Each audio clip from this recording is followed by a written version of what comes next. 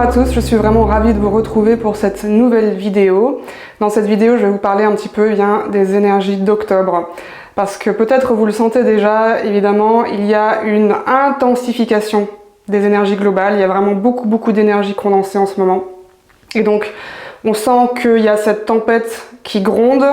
Je vais vous expliquer aussi plus en détail ce que je veux dire par là et évidemment pourquoi j'ai intitulé aussi cette vidéo « Dieu vomit les tièdes » et je vais vous parler aussi de justice divine puisque oui, la justice divine arrive.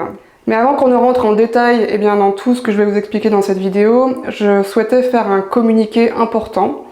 Je suis tombée récemment sur l'émission d'une consoeur sur YouTube qui a repris le nom de l'Arche de Lumière pour son émission ainsi que pour d'autres activités qu'elle organise. Alors, moi je regarde pas personnellement ce que d'autres intervenants font dans mon domaine, donc je suis tombée vraiment par hasard dessus. Apparemment ça fait déjà 4 mois que c'est en cours et je pense que l'algorithme de YouTube me l'a fait remonter parce qu'il y a évidemment les mots-clés l'Arche de Lumière et aussi les hashtags l'Arche de Lumière. Donc apparemment, il y a des internautes qui lui ont signalé que l'Arche de Lumière était une activité que j'avais déjà démarrée. C'est une activité que j'ai démarrée début 2022. C'est une communauté privée que j'ai créée sur mon site internet. Et cette personne a décidé de transformer le nom de l'Arche de Lumière à une arche en lumière, qui est évidemment du pareil au même et qui est évidemment prête à confusion entre nos deux activités. Et d'ailleurs, je remercie évidemment les internautes qui l'ont signalé. Alors, c'est fort de sens que j'ai choisi vraiment ce mot arche et que je l'ai associé à lumière. Autant le mot lumière, c'est un mot qui est répandu dans notre domaine d'activité, autant le mot arche pas du tout. Et j'ai vraiment une vision très claire par rapport à ce projet et où je voulais emmener aussi ce projet par rapport au mot arche. Et je n'ai tout simplement pas compris en fait. C'est une personne qui est largement suivie, qui a beaucoup de visibilité, donc je n'ai simplement pas très bien compris. Et évidemment, l'Arche de Lumière, je considère que c'est un peu comme mon bébé, au même titre que mon livre « Vous êtes la lumière du monde ». C'est un projet dans lequel j'ai mis beaucoup de travail déjà, mais aussi toute mon âme, tout mon cœur. Et j'avoue vraiment que cette histoire, ça m'a affectée parce que j'ai ressenti comme une forme d'intrusion. Et j'ai à cœur vraiment aussi, simplement de transmettre une spiritualité où il y a une certaine intégrité et aussi une certaine congruence entre ce qu'on dit, donc les paroles qu'on divulgue, mais aussi les actes dans la matière. Et je pense que, clairement, il me semble que c'est aussi la base du nouveau monde, ou tout simplement ce bon vieux savoir-vivre, n'est-ce pas? Et simplement, je suis étonnée que cette personne n'ait pas eu l'élan de me contacter personnellement, alors qu'elle me connaît, donc elle peut facilement me contacter, tout simplement pour me demander si j'étais OK avec cette reprise de nom, mais il n'y a pas eu cette mise en lien, et c'est vrai que la mise en lien, ça permet justement d'éviter certains malentendus, et donc je regrette qu'il n'y ait pas eu cet élan, donc du coup, c'est moi qui ai cet élan maintenant, parce que j'ai choisi de me positionner. Donc j'ai envoyé un mail à cette personne pour lui dire que je n'étais pas d'accord avec cette reprise de nom. Et encore une fois, je pense que quand on est dans le domaine spirituel et de l'humain, c'est important et je pense que c'est aussi la base d'être simplement dans une forme d'empathie et de considération aussi d'autrui, notamment via une certaine mise en lien. Il y a de merveilleuses idées, de merveilleuses créations possibles aussi dans ce domaine, donc je ne doute pas que cette personne rebondisse et qu'elle fasse jouer aussi sa créativité et son inspiration pour trouver un autre titre. J'ai choisi de poser les choses avec vous publiquement parce que, pas parce que j'ai envie d'exposer, c'est différent, mais tout simplement parce que j'ai le souhait d'asseoir une énergie de clarté vis-à-vis de mon travail, mais aussi vis-à-vis du public qui me suit, donc vis-à-vis de ma communauté, et simplement en me positionnant. Et pour ma part, je suis à ma juste place et j'exprime ce qui est juste pour moi, j'exprime ma vérité. La tempête gronde, on peut vraiment sentir ces vents qui soufflent dans tous les sens en ce moment. Il y a beaucoup d'intensification dans l'énergie, il y a une sorte de condensation aussi de l'énergie et ce qu'il y a c'est vraiment, on sent une forme de pression de part et d'autre. Donc à la fois une pression du côté lumière, qui met la pression sur l'ombre, et à la fois une pression de la part de l'ombre qui résiste coûte que coûte à cette pression subie par vraiment l'avancée de la lumière. Donc ça évidemment ça se traduit à la fois mondialement, parce que ce qu'on vit mondialement actuellement c'est la déstructuration justement des systèmes de contrôle, et ce qu'on perçoit extérieurement, on le vit aussi évidemment intérieurement. Donc à la fois il y a cette déstructuration des systèmes de contrôle extérieurs, mais ce qui veut dire que aussi il y a une forme de déstructuration des structures de l'ego intérieur. Donc il y a cette forme de lutte un peu duel qu'on peut ressentir en ce moment où ça résiste, un coup ça lâche, un coup on avance, un coup on recule, et on sent que voilà, ça peut engendrer pas mal de sentiments de peur. Donc principalement vraiment ce que je sens globalement c'est de la peur qui remonte parce que justement on est dans cette période assez chaotique et cette période de crise. C'est une période de crise mondiale et cette crise mondiale, eh bien on la ressent évidemment aussi au niveau personnel. D'ailleurs j'ai fait un post il y a quelques jours là-dessus sur les réseaux et il faut savoir que le mot crise vient du mot grec krisis qui veut dire décision, qui lui-même vient du verbe krinein, je ne sais pas exactement comment on le prononce, qui veut dire trier, discerner, donc notamment séparer le grain. Donc je vous en parlais aussi déjà en septembre, hein, donc le grand tri actuel. Donc on est vraiment dans cette période de tri, de discernement et aussi de choix, tout simplement, de prendre cette décision, cette bonne décision pour nous et aussi collectivement. On est on est face au choix collectif entre la lumière, entre l'ombre, entre le chemin qu'on va emprunter, parce que les périodes de crise, c'est toujours évidemment à la fois on va dire l'incertitude et l'aspect chaotique qui a son paroxysme, c'est-à-dire qu'on est ébranlé, et à la fois on est vraiment aussi à la croisée des chemins où justement on a un choix à faire. Donc on est tous face à cela en ce moment. Alors globalement, évidemment, on voit qu'on continue à nous parler de Troisième Guerre mondiale, on agite toujours ce drapeau-là, ce qui est évidemment exacerbé dans les médias. Et il va y avoir beaucoup de lignes qui vont bouger au niveau géopolitique de toute façon dans les mois à venir. Ce qu'il faut savoir, c'est que vraiment au niveau géopolitique entre les pays, il y a beaucoup de lignes qui vont bouger. Il y a aussi évidemment beaucoup de tensions qui sont liées aux élections américaines qui arrivent, donc qui arrivent dans un mois là à peu près. Donc évidemment, cette même pression qu'on ressent des deux côtés, elle est vraiment exacerbée aussi par rapport à ces élections. Et ce qu'il faut savoir, c'est qu'il y a aussi beaucoup de choses qui se passent en coulisses. Donc il n'y a pas forcément tout qui est exposé au grand jour encore. Il y a beaucoup de choses qui se passent en coulisses. Donc beaucoup de, j'ai envie de dire, tractations, on appelle ça les tractations en coulisses. Alors la vision que j'ai eue globalement par rapport à tout ça, c'est comme si on était, en fait, je voyais une vision comme si on était sous terre.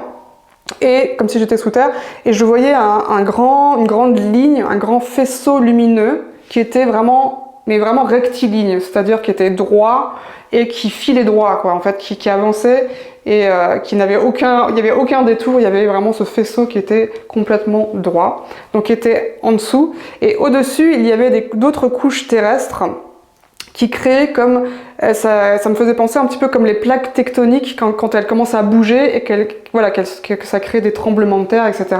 Et donc c'est comme si ce que j'ai senti par rapport à ça, c'est que cette base qui est cette lumière qui avance et qui n'a aucune embûche en fait sur son chemin, qui n'a aucun détour, eh bien en surface ça crée quelque chose qui est plus chaotique, qui est plus déstructuré, et c'est ce qu'on vit actuellement.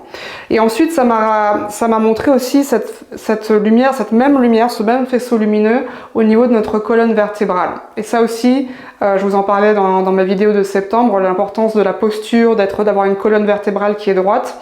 Et donc de nouveau, je voyais cette colonne vertébrale droite avec ce faisceau lumineux rectiligne.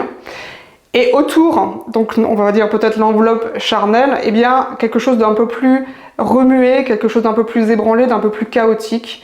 Ce qui veut dire que il y a en ce moment, parce que nos corps sont mis à rude épreuve, eh bien il y a parfois des symptômes.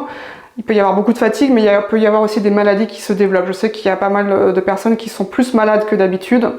Moi-même, avec cette histoire de je dois exprimer ma vérité encore une fois, eh bien, j'avais la gorge en feu ces derniers jours. Et donc, on est vraiment dans cette écoute aussi. C'est important d'être dans cette écoute du corps et d'avoir vraiment de l'empathie, de la compassion pour son corps, parce qu'il est vraiment dans cette transformation complète liée évidemment aux nouvelles énergies, et donc il a besoin tout simplement de s'adapter. Donc pas de panique, si on ressent que physiquement on est très fatigué ou que physiquement on développe des symptômes ou des maladies, des choses comme ça, c'est vraiment le corps qui est en train de s'adapter, qui est en train de se régénérer aussi derrière. Donc cette période de régénération, elle est super importante. Dans cette situation globale et personnelle, il y a quelque chose qui est très très mis en avant en ce moment, et c'est qu'on nous sommes appelés à nous positionner. Nous sommes appelés à nous positionner. L'être humain, ça fait des siècles et des millénaires qu'on nous écrase, qu'on nous pompe notre énergie, qu'on nous vampirise notre énergie, qu'on nous utilise sous plein de formes différentes, qu'on nous pompe notre argent, qui est aussi, finalement notre argent c'est quoi? C'est la somme du travail, donc c'est la somme de l'énergie aussi que l'on donne. Donc tout ça, ça crée un climat où maintenant il y a une forme, moi ça me fait vraiment mal au cœur quand je vois, c'est le cas en France, mais malheureusement c'est le cas aussi dans beaucoup de pays occidentaux en ce moment, où il y a vraiment une précarisation de la société, où on voit que les retraités, les étudiants ne peuvent plus se nourrir, non plus de moyens de se nourrir, et qu'ils sont obligés d'aller d'aller vers les Restos du Cœur ou d'autres associations pour se nourrir. Et ça, c'est vraiment, je pense, symptomatique, on va dire, c'est un petit peu vraiment l'aboutissement de tout ce système en fait qui n'a fait que se nourrir de l'énergie humaine. Donc comme je vous disais, on est pompé, on est vampirisé, on nous pompe l'air, on nous pompe énergétiquement, on nous écrase, et vraiment il y a cette énergie maintenant de dire on arrête de courber les chines, on arrête de se laisser faire, et maintenant on est vraiment appelé du coup à se positionner.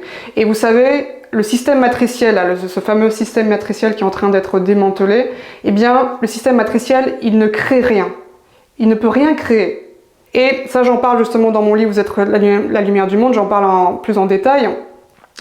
Parce qu'il ne peut rien créer, il utilise l'être humain comme un canal de création. C'est-à-dire que quand on manipule l'être humain et quand on le maintient de plein de manières différentes, évidemment, voilà, il y a les médias, il y a la pollution de l'air, il y a la nourriture, enfin il y a énormément de facteurs.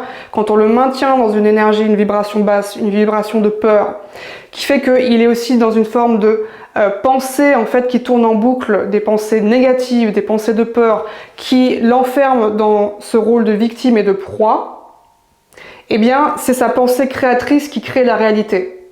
Le système matriciel se sert de l'être humain pour créer cette réalité négative qui est évidemment, en fin de compte, une illusion. Mais tant qu'on s'en rend pas compte, tant qu'on participe consciemment ou inconsciemment à tout cela, eh bien on continue évidemment à être victime de tout cela. Donc il est temps de se positionner, et c'est pour ça que ce qui est vraiment venu très clairement, c'est Dieu vomit les tièdes.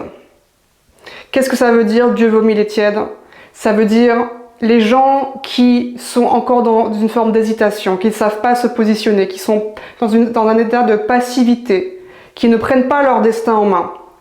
Les personnes qui, pour parler un peu plus vulgairement, qui tortillent du cul tout le temps en fait. Donc ça c'est fini en fait, on n'a plus le loisir d'attendre, et maintenant vraiment nous sommes appelés à nous positionner dans la vie. C'est aussi prendre sa juste place.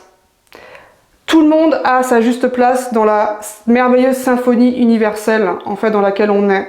Tout le monde a sa place, donc ça sert à rien d'essayer de prendre la place des autres, ou ça sert à rien d'avoir peur de prendre la place de quelqu'un d'autre.